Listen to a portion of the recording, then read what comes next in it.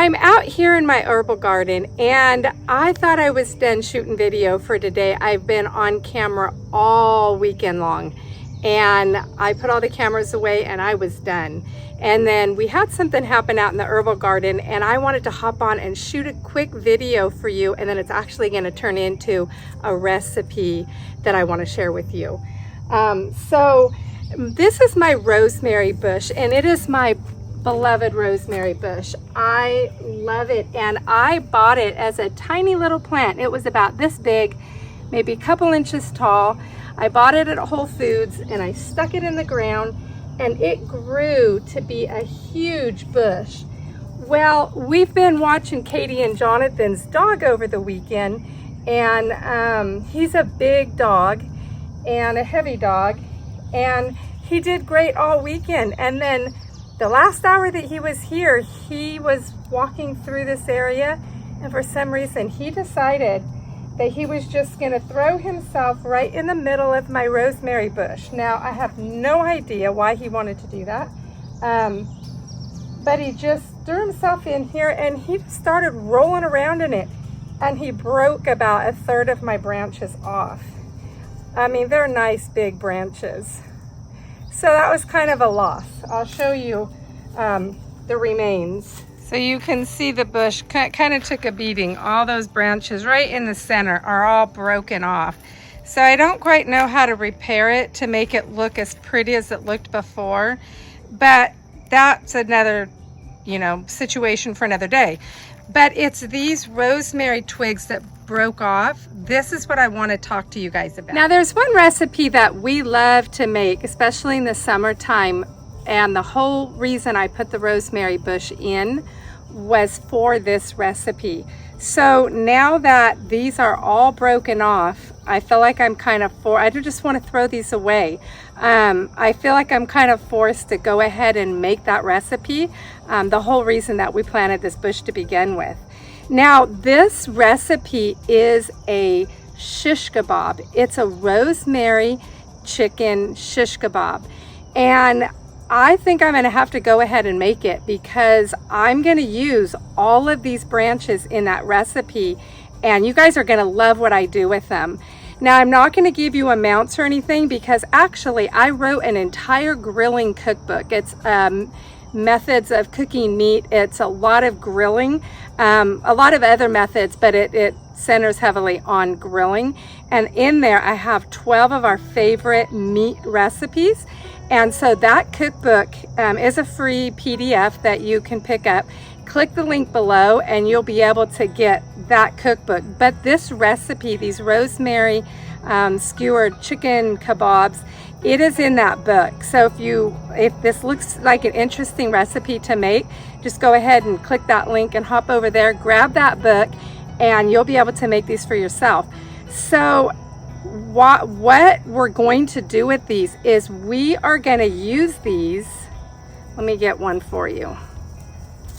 We are going to use this as our shish kebab skewer, and the rosemary, it's going to infuse the chicken with the most delicious flavor, and they're really cool looking. They're beautiful. I would invite company over and make these if I wasn't having to do it, because these are going to go bad and I wasn't expecting to have to make these. But if I was having company, this is a dinner that I love to serve. So what we're going to do with the skewer is I'm going to take a lot of the rosemary off. We don't want as much on here, and you can keep these and you can dry them and use them as, as a spice. But I'm going to pull a lot of them off and make it so they're more sparse on the twig.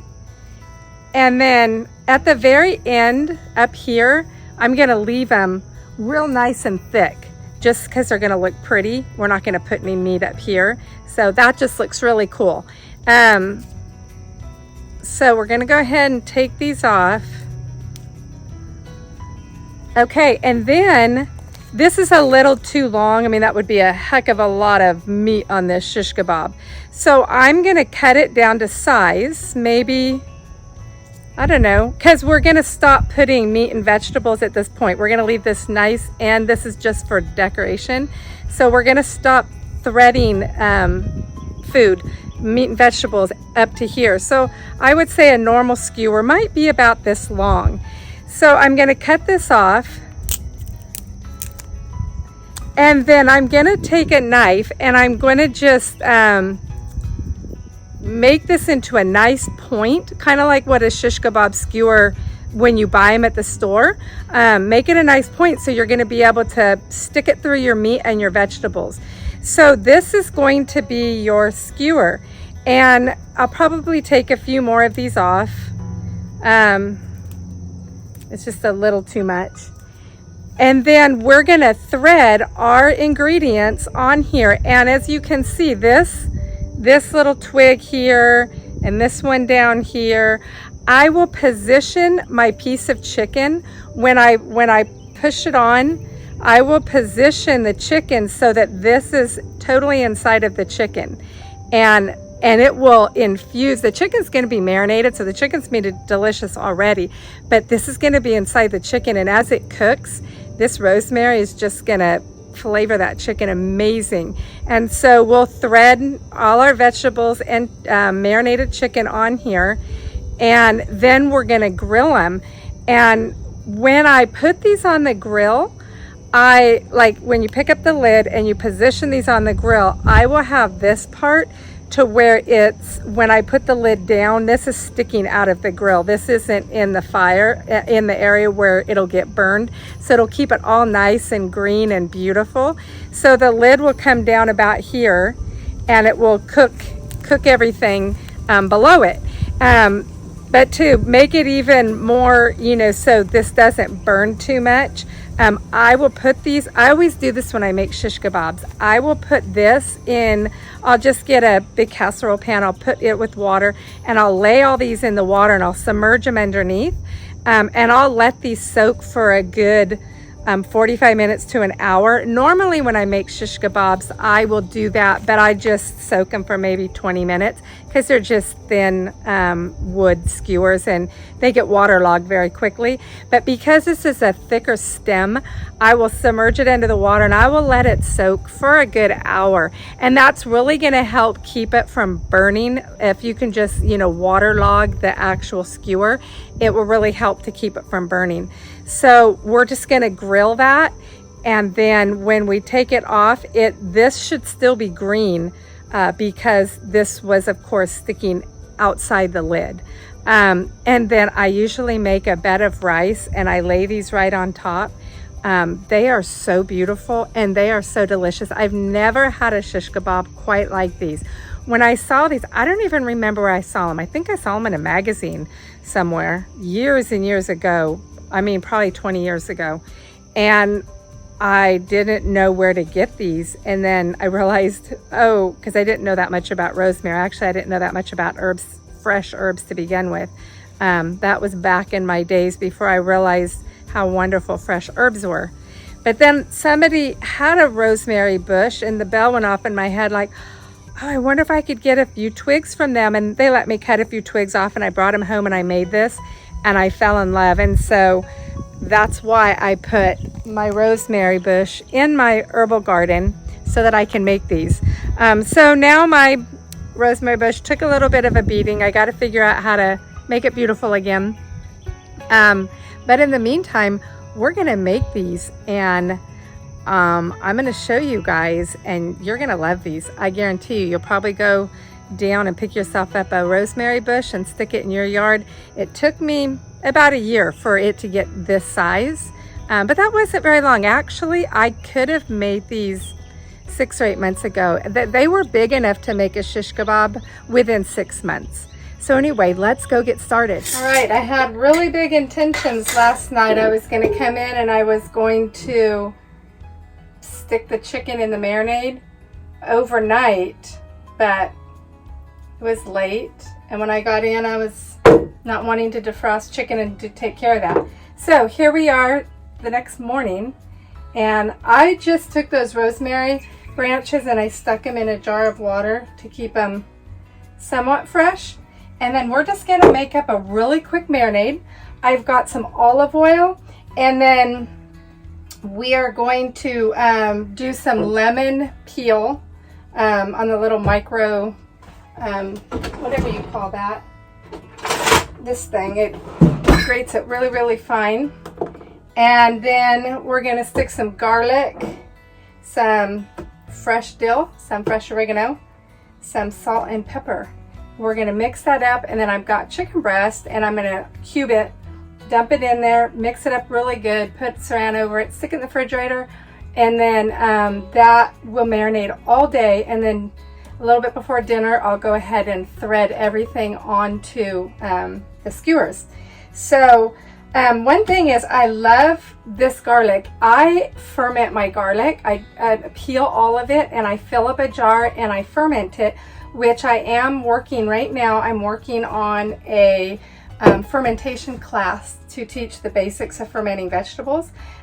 So if you're interested in learning how to ferment garlic, check out that class on my blog. It would be in the freebie vault. It'll be the fermenting class there.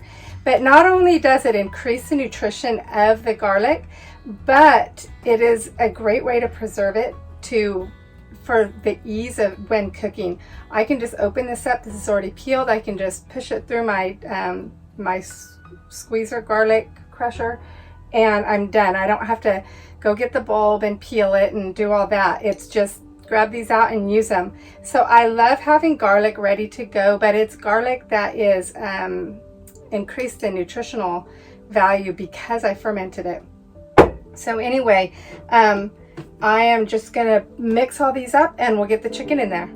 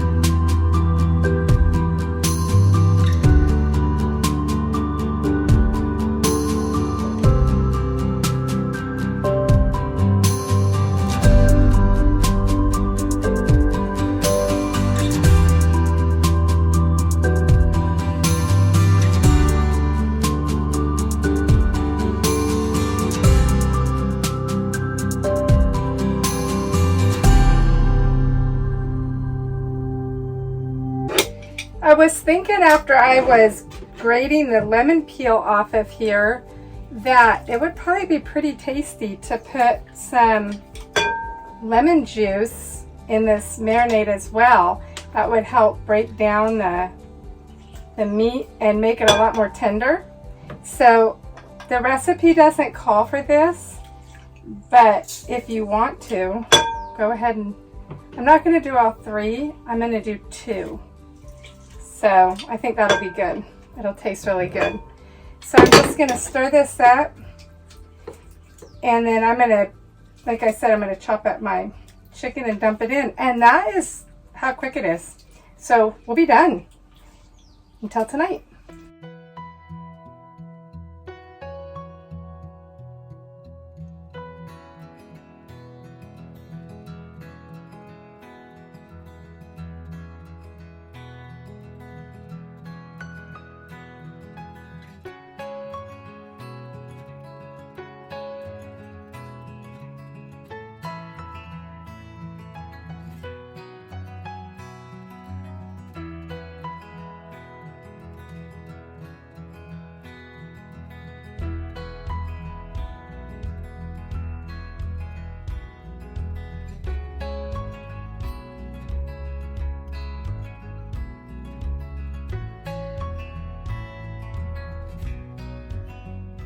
Okay, so we're done. I'm gonna go pop this out in the fridge, which for me, that's out in my shed. My refrigerator's out there, outside. So I'm gonna go pop this in the fridge, and then about an hour before dinner, I will thread the skewers. So we'll be back then. Now, something that I've realized, because these were picked a day ago and they've just been sitting in a jar of water, they have begun to dry out. And that actually is helping me in this job. I've never done this, but I'm able to just run my hand down the skewer, and a lot of these are just falling right off. Normally I go pick them fresh, and I have to try and pick off a lot of these. Like I was mentioning earlier, I take a lot of these off.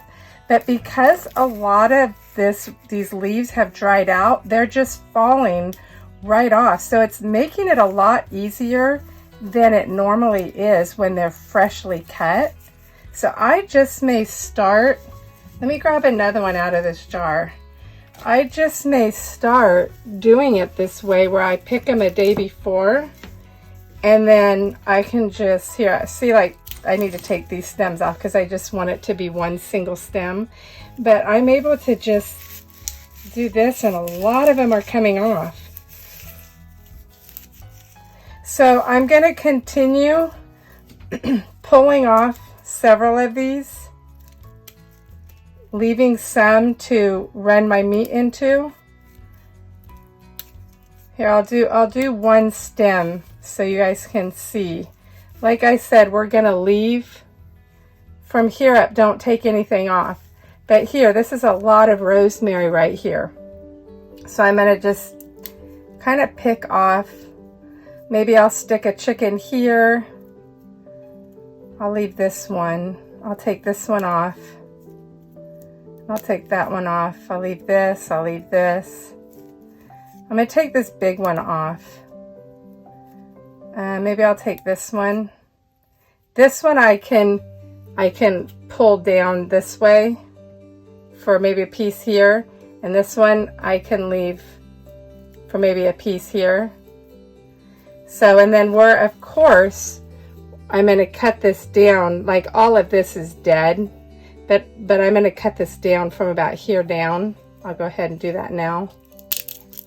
And since these have dried out a bit, this job is a lot easier. So I'm going to go ahead and do this to all of the branches, and then I'll show you how I sharpen the ends to make it a skewer. So I've made one of these skewers. I've sharpened the end, and honestly, I'm not very good at it. Usually Hans does this job. He whittles a whole lot better than I do. But he's out of town, so I'm having to do this, and I cut the top of my thumb, so I'm having a hard time doing this, but we'll get it done. So it's not going to be as beautiful as if Hans did, but this is sharp enough that it would be able to pierce through that piece of chicken or squash, but normally Hans can get it to look just like an actual dowel. So you're just going to take a knife and just whittle the end of your skewer. Just keep working at it until it sharpens the end into a nice little point.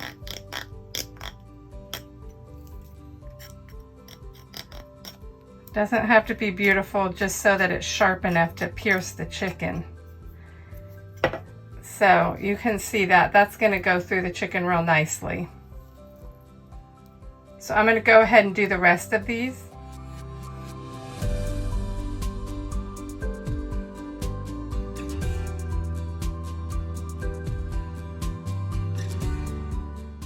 As you can see, I got them all whittled down. So these are going to make really nice points to be able to thread all your meat and vegetables on it. So the next thing we're going to do is I'm going to add some water to this casserole pan. I needed my largest casserole pan because these skewers are so long, and we're going to soak these. Now, I'm not going to be able to fit the whole skewer in here. I don't think I have any pan big enough for that. But like I said, this part is going to be hanging out of the grill, so I'm not as concerned about getting this waterlogged as this part. As long as I can get from where I'm putting the food down, I'm happy with that.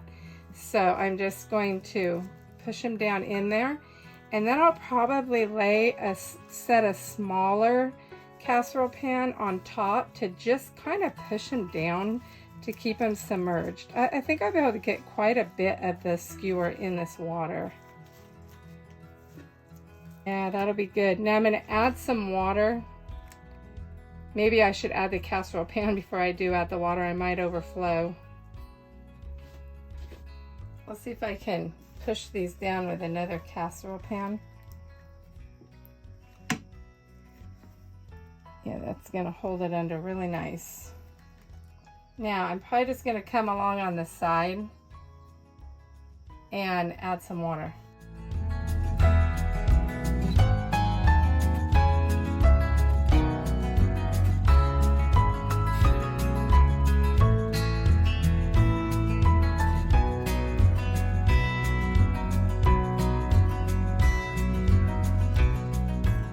When I cut these, I like to make them about this thick. I don't like them to be too thick because that's about the thickness of the meat.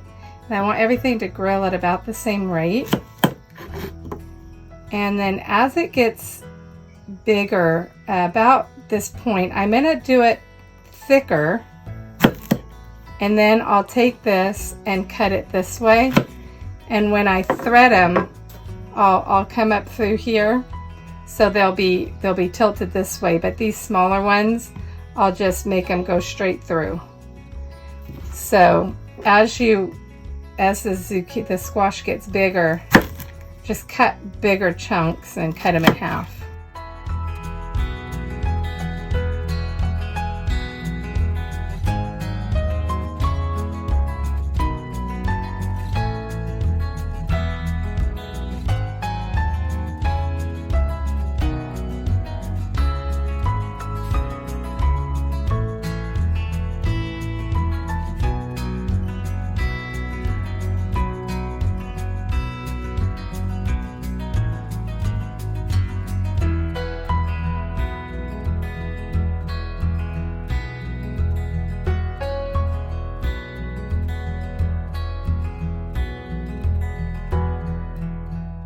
So I'm ready to start threading the skewers, but before I do that, I'm going to get my rice started on the stove so that it'll be ready when the shish kebabs come off the grill. So I like to saute my rice in butter before I simmer it. It gives it such a delicious flavor. So the recipe for this is 1/4 cup of butter to a cup of rice. So I am just going to let this brown behind me while we get set up for the shish kebabs. I've went ahead and taken the rosemary skewers out of the water, shook them off really good, and they're really waterlogged. So that's going to work out super good on the grill. So what we've got is we've got the chicken that we marinated yesterday, and it smells super delicious. I can tell it's going to be super flavorful chicken. I've got the yellow squash, and then I have some cherry tomatoes. Now, the original recipe called for artichoke hearts to be put on the skewers, but the first time I did it, they were so tender, the leaves, they just kept falling off and I was losing them in the fire. And so I kind of adjusted that, and I get a basket that it's a grill, it's like a flat basket, I guess you would call it. It has holes in it so that things like that, or like sliced up bell peppers and onions, they can go on the grill without falling through the grate. So I just went ahead and started grilling my artichoke hearts that way, and then just serving them next to the shish kebabs. So I think the rice is pretty well browned. I'm going to go ahead and finish this and get this simmering, and then we'll thread our kebabs. So I've got the rice in the batter, and then because it's a cup of rice, it's 2 cups of chicken broth. I can my own chicken broth, so that's why it's in a jar like this. And then I'm going to put a teaspoon of salt. I'll just set this over here. Give that a stir and then bring it to a simmer, and I'm just going to let that cook while we do the kebabs and grill them. And I think they'll probably be finished around the same time. which if the rice finishes beforehand, it's fine. I'll just keep the lid on it and it'll stay warm. Now I do have a cookie sheet that I can lay the skewers right on as I finish them. And so I'll bring the camera in close so you can watch me do this. But I generally like to start with a squash. Now it isn't going to go on there as nicely as a store-bought skewer because this isn't going to be, I mean, it is just a twig, but it'll work. And then I'm going to stick a piece of chicken on there. Ah, that's sharp, it just poked me. And then a tomato. Another piece of squash. Maybe I'll do a little bit bigger of a one. And get some, make sure I get plenty of chicken on these. I might go ahead and stick another piece on because I've got a lot of chicken in here and I'd rather use up the chicken. If there's leftover squash or tomatoes, that's fine. We just won't put them on. I just love these kabobs. They are so creative. Whoever came up with this idea, like I said, I got this out of a magazine years ago. So I have no idea where I got it from. So I can't give credit to where credit is due. All right, I'm gonna do a tomato, and then I like to end with a piece of squash because it's hard and tough, and it's just gonna hold everything on as it's grilling. It'll make sure that tomato doesn't fall off. All right, there's your first one. So I'm gonna bring the camera in now and you can watch me assemble them close up.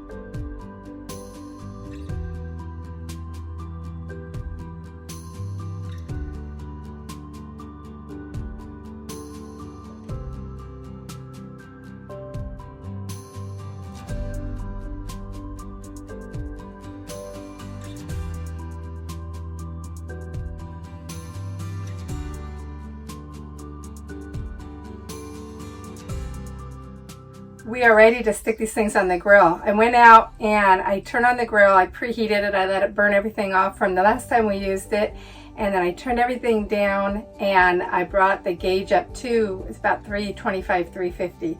So I am going to stick these out on the grill, and then I got my artichoke hearts. I opened them up and drained them. And if you've never worked with artichoke hearts, it's the very center of the artichoke, and it's a whole it's a whole piece. They're not cut, and they're very delicate. So when I lay them on the grate, I'm going to be careful when I'm just probably going to get a pancake turner to turn them to just grill them as these grill. I do get, when you go to buy them, you can get them in oil. They're marinated and flavored. You don't want those ones. You want them packed in water. So the rice is just about finished, and I'm going to stick these out on the grill, and we'll be done in about 10 to 12 minutes. All right, so it's right at 350. So I'm going to just set these right on the grill. As you can see, I want to leave this greenery. When I close this,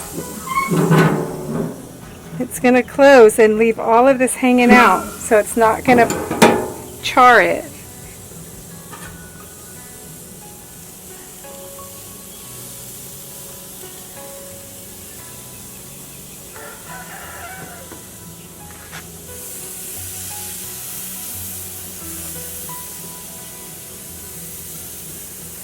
Let's see.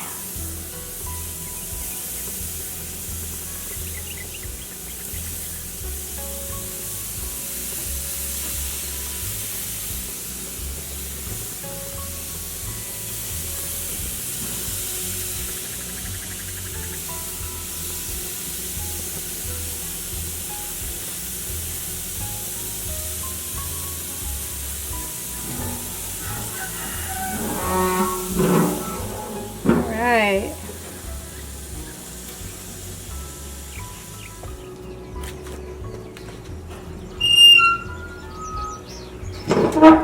You know, right at the last minute, I do like to put a little salt and pepper before I take them off.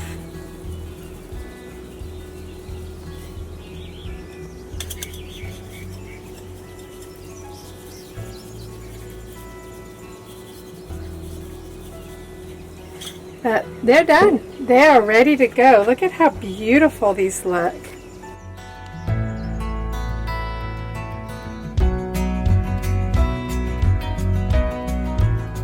So you probably noticed that we didn't get the artichoke hearts on the grill yet. I'll grill them at the end. They just didn't fit once I got all the kabobs on, because I wanted to keep that greenery out of the fire. So there was really only one way to position those kabobs. So the artichoke hearts will have to wait until the kabobs come off, but they should only take a couple minutes.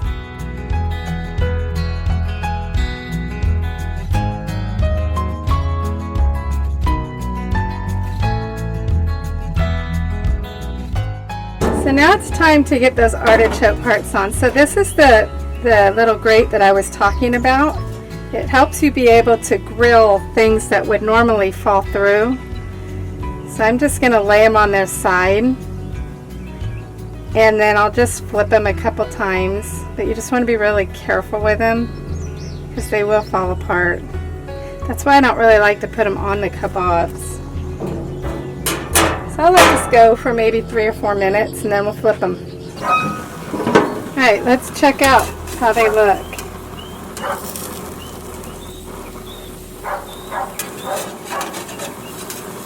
Yeah, that looks really nice. I'm just going to flip them, and we're going to char the other side. And then these are finished.